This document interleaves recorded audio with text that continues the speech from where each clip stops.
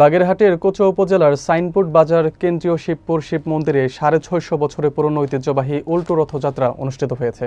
এতে হাজার হাজার ভক্ত ও দর্শনার্থী অংশগ্রহণ করেন। বিস্তারিত থাকছে শেখ রাকিবুল হাসানের প্রতিবেদনে। বিকেলে কেন্দ্রীয় মন্দির থেকে রথটান শুরু হয়ে শিববাড়ি মন্দিরে এসে শেষ হয়। রথযাত্রা শেষে মন্দির কমিটির সভাপতি প্রদীপ বসু সন্তর সভাপতিত্বে মন্দির প্রাঙ্গণে এক আলোচনা সভা অনুষ্ঠিত হয়। সবাই বক্তব্য রাখেন জেলা বিএনপির সদস্য খান মনিরুল ইসলাম, উপজেলা বিএনপির সমন্বয়ক সর্দার জাহিদ, সদস্য সচিব তৌহিদুল ইসলাম সহ অনেকেই। বাগেরহাট জেলায় গত 27 জুন থেকে শিব মন্দির সহ বিভিন্ন মন্দিরে রথযাত্রা উৎসব শুরু হয়েছে, যা স্থানীয় মানুষের মধ্যে ধর্মীয় ও সাংস্কৃতিক ঐতিহ্যের দৃষ্টান্ত হিসেবে পালন করা হয়।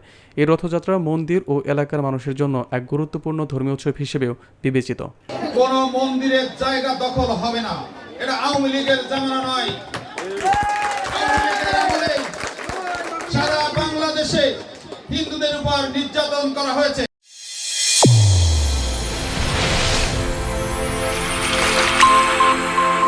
চ্যানেল A1 হৃদয়ের স্পন্দন।